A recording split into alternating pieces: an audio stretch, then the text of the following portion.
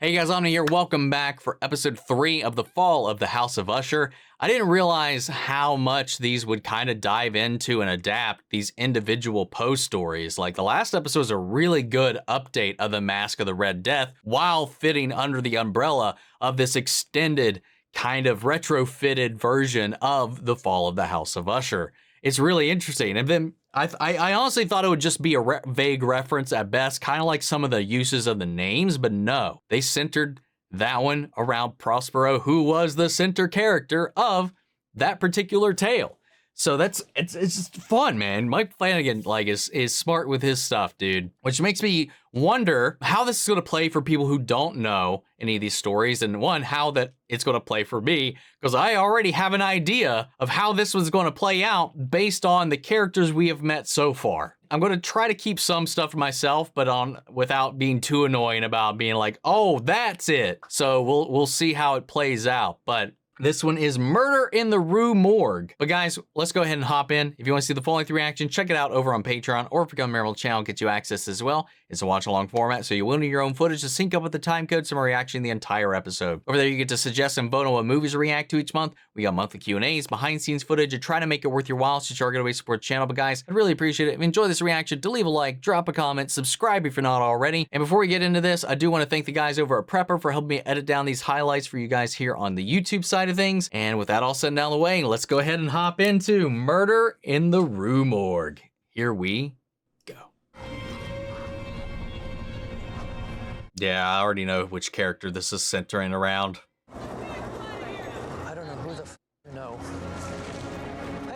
Hey. Move anything from the crime scene.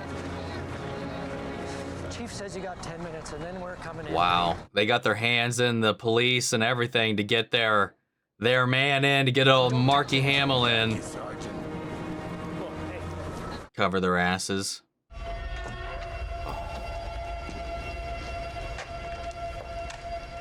Oh.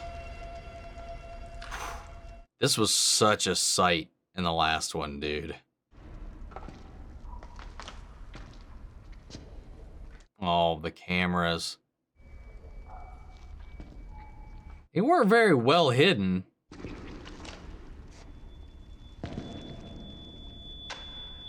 You know, for their attorney, dude, he extends a little bit beyond his usual wheelhouse to cover their asses, man. He's their own Saul Goodman, except he's the guy that knows the guy and is the guy. Cleaning up whatever evidence he can to get it off of the family. Oh! Oh, she didn't get out. See, he tied into tanks on the roof, but they weren't there to hold fresh water. Repurposed them when we closed the lab. Just tucked some unfortunate material away to avoid the EPA fines. The idea was... Oh. Medical byproduct, highly acidic from a less than legal development process, and... lots of material going in and out of a demolition site. So no one would notice. Jesus, Roger. And my son would have understood this if he paid a minute's attention to the family business. But that's what I said. The wait staff. You said the wait staff left the building, all of them? Could be a smoke break, but that's the question. Why'd they all leave at the same time? Oh, right. How many dead? 78 so far. Christ almighty. Good Lord. Anyone there isn't who they seem, I'll find out. I'm on everybody.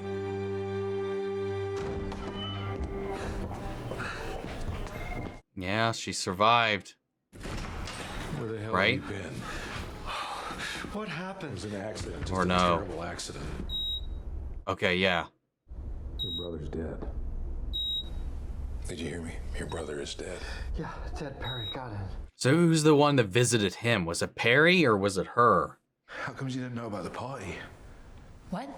Don't play coy. Knowing stuff is your bread and butter, and Perry throws an underground party. Yeah, wow. He's trying to throw off blame right there. He definitely knew about it, though. Perry Usher died horribly last night in a preventable accident. We're gonna have something we haven't had in 3 years. It's public sympathy. Okay. Not bad.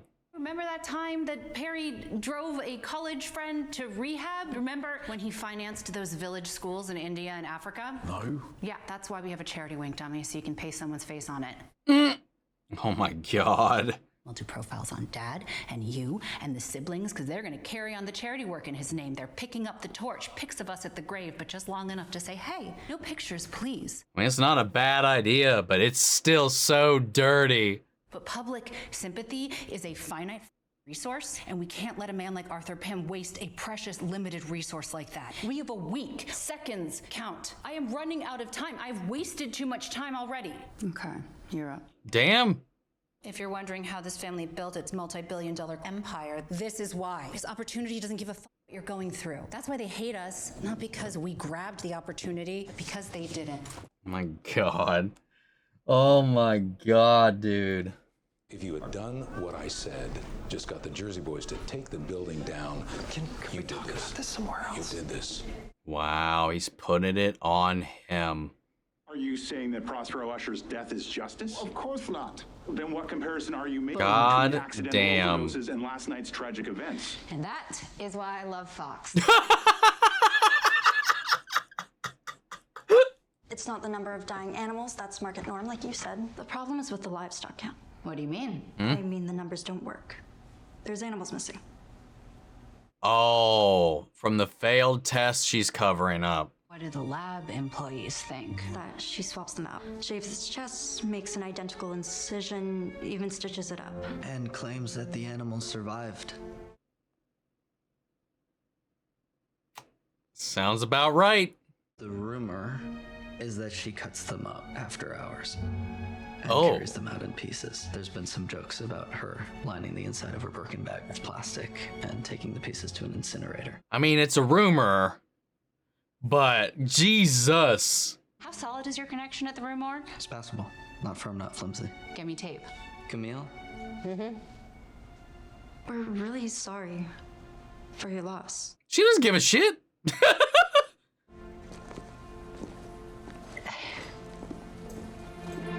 Yeah, she was like, why'd you say that to me? I'm here for you. I got 2 more to see and then I'm all yours. We'll hunker down.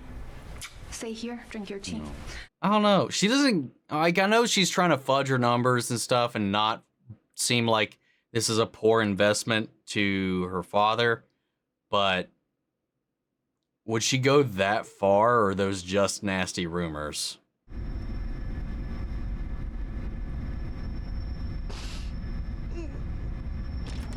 Oh, wow. She's such a good actress, man. She's so good. Dude, her in Bly Manor. Oh. I'm sorry. I'm sorry. Should watch where I'm going. Wow, what the fuck? I was supposed to give this to the receptionist, but she's gone and I can't find anybody. Look, you can just leave it at the receptionist's desk. I would. What are you doing here? Who are you this time? Huh? Do you work here? Yeah, I work with Dr. Ruiz. How wonderful. Have a seat. Oh, that change. She was out of focus, but the mask dropped the second she turned around. Wow. You're just perfect, aren't you? She's the perfect candidate for exactly what she's testing. What are you doing there? Yeah, he's legitimately affected by this. One, because of his connection to him being, you know, on the outside of the family, but also that he was, by extension, kind of a party to what happened. The family's f***ed. You're the front line of my PR campaign and you just took an edible?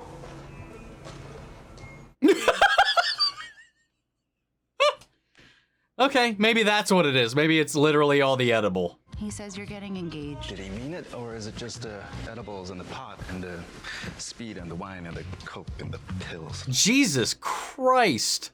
I just said that, right? He was just so little when he showed up, Perry. He was 16 when he found out. Rags to fucking riches. He was just a teenager.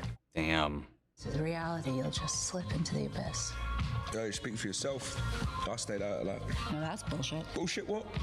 I make video games. He makes video games. You give money to people who make video games. We don't make shit. Like, Froderick is this Roderick Usher cover band, and he's playing the hits, but it's sort of off key. And it's basically just goop with like a big golden bug sticker on it. The golden bug. Or the gold bug. Vic's heart mesh isn't even her heart mesh. It's the surgeon's heart mesh. That's why she's the surgeon, and you're like this amazing... Oh my God. Dad decided that I belong in a room of smoke and mirrors, and I'm like a ceiling fan, and I spin and I spin and I spin, and I don't go anywhere. Ushers don't make stuff. None of us. Wow. I'm still stuck on Xbox Gatsby. You got a cat? Yep. She's mine. Hey, Pluto, leave Daddy Leo alone. God, I'm nervous about that one, dude. Some fellow grievers. Company. Having a little party. Damn, man. Kate Siegel gets some great monologues. It's one thing I tried to teach them, the art of the pivot. When life hands you lemons. Make lemonade? No. First, you roll out a multimedia campaign to convince people lemons are incredibly scarce, which only works if you stockpile lemons, control the supply, then a media blitz. What the fuck? Lemons are in, billboards that say she won't have sex with you unless you've got lemons. You cut the beers in on it. It's kind of like what happened with lobster. Little accent over the O. You charge 40% more for organic lemons, 50% more for conflict-free lemons. You pack the capital with lemon lobbyists. You get a Kardashian to suck a lemon wedge and a sex tape. Oh my God. The hashtag campaign. Something isn't cool or tight. No, it's lemon. Did you see that movie? Did you go to that concert? It was effing lemon. He's not wrong. You get those seeds circulating in the wild, and then you sue the farmers for copyright infringement when that genetic code shows up on their land. Sit back. Oh my God. And you've sold your lempire for a few billion. Your lempire. Only then you make some lemonade.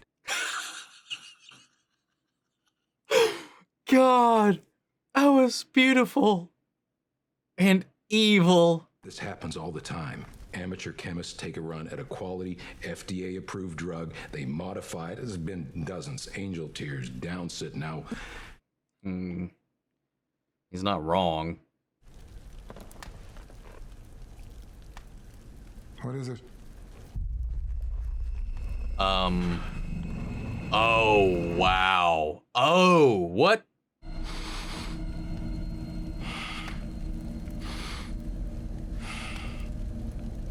I love it.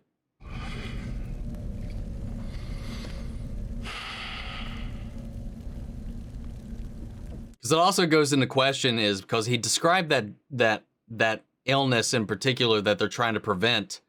It's why he was also pushing for the deadline of the heart mesh and all that kind of stuff earlier. So are these really apparitions, or is this all his dementia setting in because of this disease? Does he have it? Like you assume the chemist isn't lying about the addictive properties. You assume your company will act ethically with your pitch. You assume... Whew.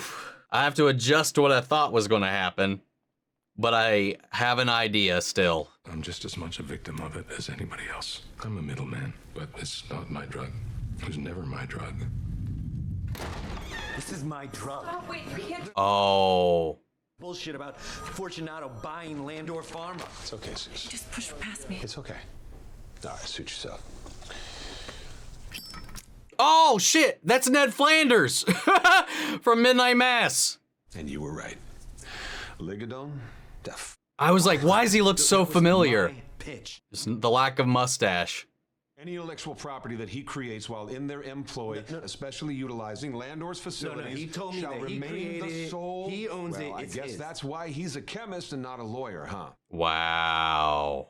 You go from mailroom to the boardroom, and I turn to you and say, "Hey, G-Rod, what do we do next?" Come on, man. You're smarter than that. Oh, well, he ends up where you're at. And that's not your fault. The whole thing was all my idea. No. An idea is nothing. An idea is a fart that your brain makes. I need to steal that. You see, because I'm writing you a check right now in the amount $500. Wow. Money for nothing. Money for words. Money for hot air. You walked in here, brain farted, and turned it into $500. Jesus. Gratitude's worth a little more than you thought, isn't it, Rod? And now you're thinking, is he grateful enough to want to promote me? And the answer is yes. God damn. You will start to figure out that you have got an angle here. An angle that takes you closer to where you want to go. Or do you want to yell at me some more and find yourself out on the street? God damn. It's like I'm looking in a mirror of who he becomes. See, I knew you were a smart guy. Now, let's talk about your future here at Fortunato. Because I was wondering how he stayed at this company, considering. Roderick was defiant, called them out, raised holy hell, came right at them, charged. What did it get you? Locked in the closet, mostly. Oh my God. Then what happened? Social services. Broke it all up, right? When I decided it was time.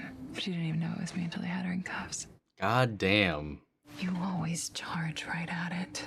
Rufus Griswold is just Mrs. Muldoon in a nice suit. You charge him, you're in the closet, and he will brick you in there too. You don't run right at him. You get beside him. You make him want to hand you that trowel.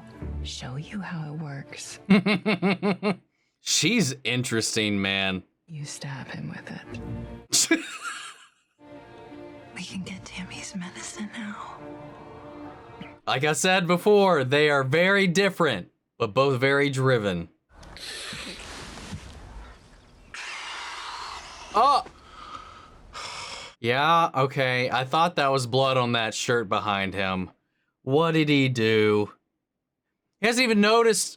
I mean, dude's fucking hungover and probably still feeling something. Oh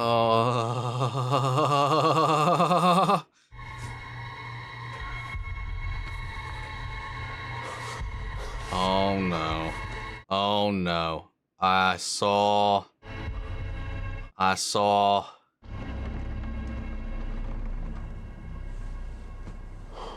There's some.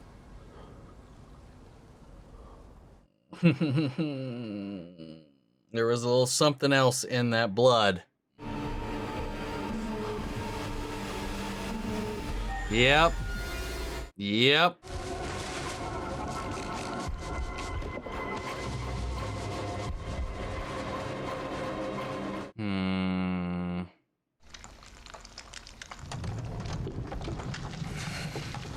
Good morning. Has got Thor's hammer and Han's blaster over there. Blessing, anyway. Why? What was I like? You were gone. Yeah, but anything out of the ordinary, anything... Didn't murder a cat. Hey, where's Pluto? I don't know. I put a food bowl out, see? Fuck, did we let her out by mistake? Oh, fuck. Oh, yeah. That's a good excuse to throw out there. Mom? Oh, she's unraveling herself.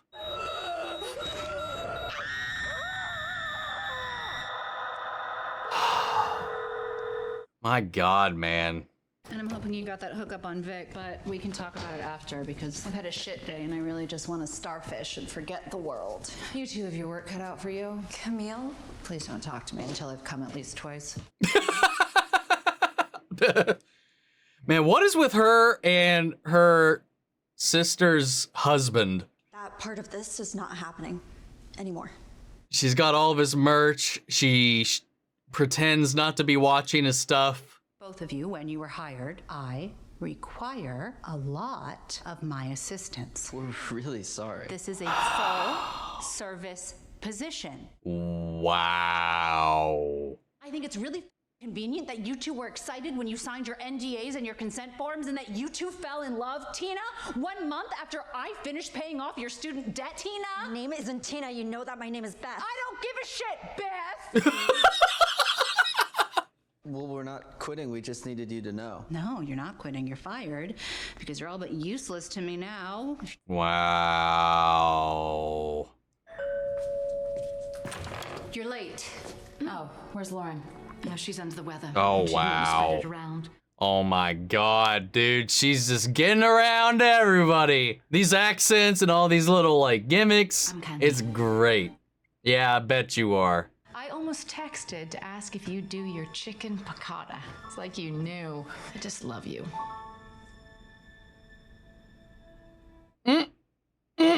Because she knows them in and out. It's a little too real. I have some ideas about the lunch, if you want to hear them. Tell me all about it, love. What in the world?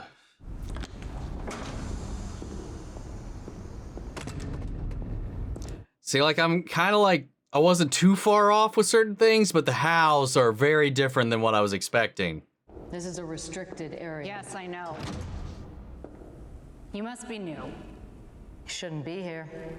God damn, she's fucking everywhere. I know, Miss Lafricade. Which means that you know what she does to those poor animals in there. And also, she greases your palm as she walks by with her drippy Birkin bag full of monkey bits. Of course I know who you are. You're the clever one. But you shouldn't be here, and you don't have to be here. That's all I was saying. It's just like she told Prospero, man. Everybody's right on the cusp of what they want, and it's when you just think you're about to get it, but she's like, but you also have that moment to turn back. And guess how none of them have turned back at all when she's been there to intervene in some sort of way.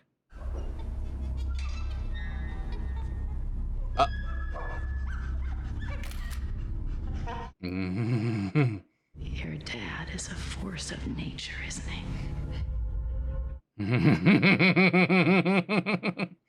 I love how deliciously, pointlessly mean you lot can be. Have you killed? You hate her because she hit it better.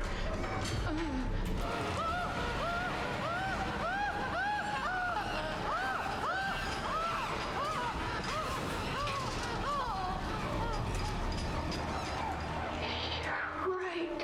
She lies, and she pumps us full of adrenaline to make it look like it works. We still didn't need to come here, though. She's given voice to one of the chimps that got out. I'm sorry. It's not personal. Wasn't with your brother either. Here we are.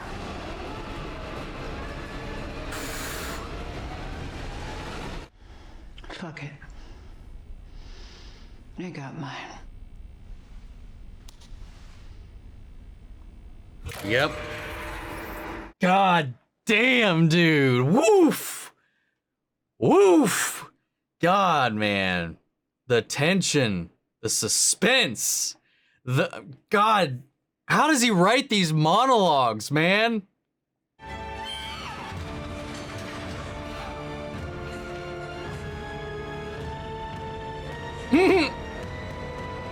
God, dude.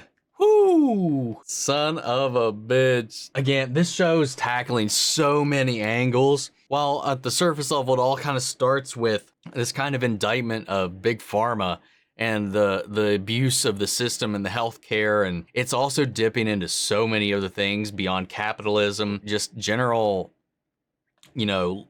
legal twisting and binding and just these ins and outs of all these nasty little NDAs and these secret agendas and these things that they bury, they dig up. And then on top of this, animal testing to just like the way that we, do all that between medical related stuff and the extent of non-medical related stuff. Oh, The way they interconnected all this stuff is so good. And we are getting what I was talking about in the last episode a little bit, is that transition of Roderick from who he was and how he's kind of being both mentored, but also kind of guided like a missile by his sister in a lot of ways. Like, because she's always had a little more stern, pragmatic kind of view of the world. And she's more about the long game. How do I manipulate people? How do I exist? How do I game the system? How do I observe and turn things to my advantage? While he's just kind of like the hammer that just tries to smash through all the obstacles head on. And he has to learn to adapt. And then we see kind of the fallout of all of that. There's a lot of seeds that they're setting up here, you know, with the stuff, just the scene work in general. I gotta commend again and again and again and again and again. And Mike Flanagan's work, the way he writes these characters, the way he gets down into all these really complicated subject matters and just delivers them like beautifully with these monologues, and the people he chooses to deliver them is always just so good. Every single Kate Siegel one has always been phenomenal. Here is no less of an example, and the Carla Gugino in this last little scene where she's the ape who has got out of the cage, because once the cage door opened, that was when she appeared there. She was speaking through this creature, masking it with her own persona and visage, and every step of the way too, at least before she made this choice, like she did last time with Prospero, you know, hey, you can stop, you can call this off, you can leave. You don't have to go in there. You don't have to do this. And they press forward in their hubris, in the world they live in, where they are untouchable and they control everything. They think that nothing will get them. They are immune to all of this, even after one of them has fallen, and they're not exactly sure where the fault lies, even though they're still passing the buck in a lot of different ways. They still aren't sure if it was manipulated, if it was an accident, how much of it is their fault, how much of it is a liability, how much are they trying to get away, how much do they even care? You know, I do feel like Raul Coley's character genuinely did feel upset about that, but at the same time, he's also trying to make sure that he's not implicated in any kind of way at all, because he helped set him up. He knew about the party. Then you have the whole thing about how Prospero goaded his sister-in-law into attending that. Now she's survived. She didn't leave. Like I mentioned, I was like, there was something about her body language to me in the last episode where it was kind of unclear in the end, but it looked like she didn't listen to the warning to leave. All the other attendees that she did whisper to did leave, but she didn't. She didn't make it or chose to stay because she had been kind of, I don't know, the temptation was just too strong for her to ignore that warning, and now she's paying for it. And this episode was Murder in the Rue Morgue, which, from what I remember about it, was there's a grisly murder, and Rue Morgue is a street. It's not an actual morgue, if I remember right. There's a murder where ungodly supernatural strength to shove and cram a body up like a smokestack and then brutally beat somebody else. And like they were trying to pin it all on some guy, but they, like, again, all the evidence though supported that it could not have been done by a human. And what it turned it out to be was that I can't remember exactly where it came from. I don't remember what the institution was, but there was an escaped orangutan who happened upon this house. It was this orangutan that brutally murdered these people when they didn't know how to discern or read the crime scene. And it was only counted upon when it was turned out that this creature had been missing and the handler was looking for them. And the thing is, I believe, I don't know, I vaguely remember this one. So a lot of this could be wrong. I think the gist of it is I still got that at least. After the last one, once we did kind of do our twisted adaptation of Masque of the Red Death, I was like, all these are going to be twists of this, especially considering, I don't want to say, and we'll talk about the correlations to any of the actual stories in the wrap-ups, because they set up some other stuff in this episode that is definitely going to be coming later, because Carla just visited everybody in this episode almost. Well, no, there was like a batch of 3 kids, right? And then another batch of 3. They had like different sets of funerals. I think, weren't they like a week apart or something like that? I don't exactly remember. But she visited Samantha Sloyan's character, who is running their equivalent of Goop is what they called it. She's the one watching her husband interplay with these she's hiring to play this role to play her place. She visited Vic today, but she hasn't come up just yet. And then she visited Kate. Visited what's her name? Camille. She visited her. Dude, the thing with Toby and Beth, as we now know her name to be, that was one, for that to be required of your job, and again, it be contractually built into it, is just disgusting. It just shows the lengths that these people think that they are just untouchable. I don't even know how that would work legally.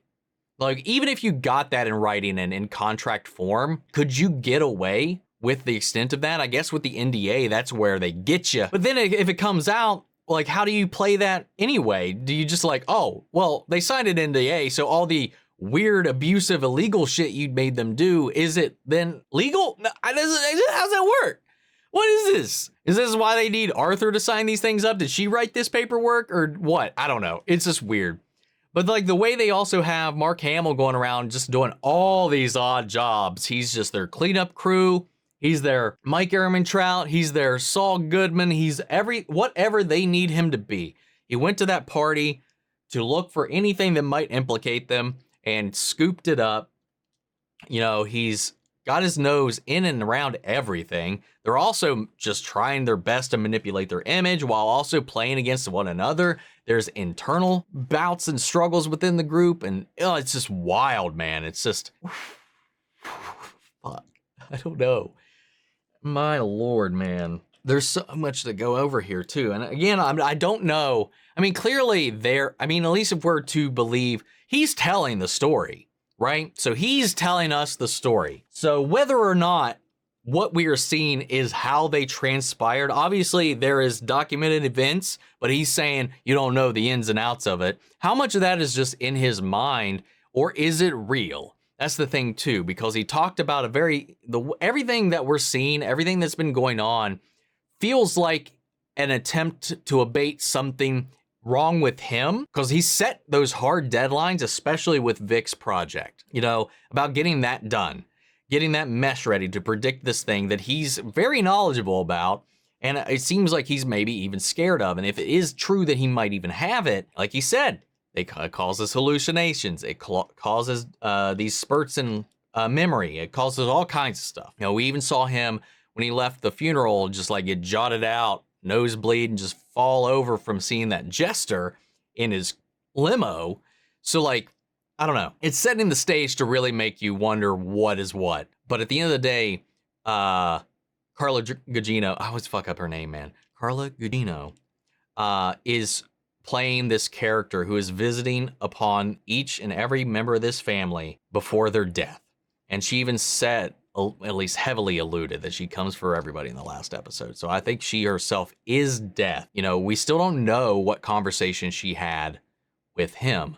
And how long has this been going on? Is she real? Whatever. If she's real or not, it doesn't really matter. Metaphorically, it still fits in with everything that's going on. Their choices, their decisions, their skirting of the way the world works, their abuse of the way the world works, and the abuse of death itself is coming for each and every one of them. We still don't have any more headway on who the informant is. I still think it's probably the granddaughter. I think it's Lenore. That's my best guess. It might be a little obvious to go that route with the innocent, with the youngest, with the grandchild, the one he's still in contact with today. It'd be insane if it was Arthur. I don't think that's going to be the case. I don't think that's going to be it. But, yeah, man, I don't know. With this show, though, with all these different topics, and I talked about this a little bit in the last episode with the whole diving into the opioid aspect of it. God damn, man. I really don't know how these are going to get picked up. I know I'm going to have to censor a lot, blur a lot, and stuff like that for some of the reactions and stuff, especially with the heavy and intent use of substances. YouTube definitely doesn't like that. So I don't know about talking about it. I don't know how bad that would be. So I'm really hoping, God, this show's been going hard and heavy in a lot of things. And it's just so well written.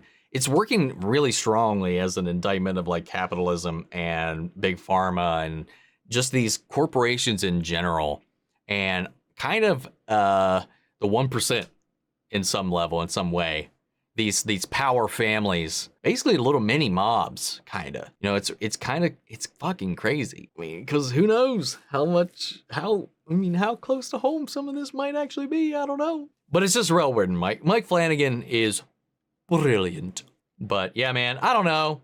This one I don't have a whole lot more to talk into and glean into just yet. But yeah, man, another fantastic episode. I'd love to hear from you guys. What were your interpretations? What are your themes that you guys picked up on that maybe went over my head? I would love to hear from everybody's different perspectives, everybody's different ideas of these episodes. So sound off in the comments. Let me know your thoughts down below. We'll carry on the conversation after the video. Hope you enjoyed the reaction. If you did, leave a like, drop a comment, subscribe if you're not already. Remember, if you want to see the full-length reaction, check it out over on Patreon, or if you come here on the channel, it gets you access as well.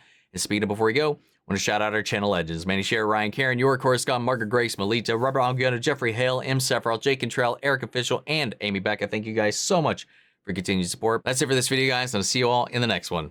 Take care, everybody.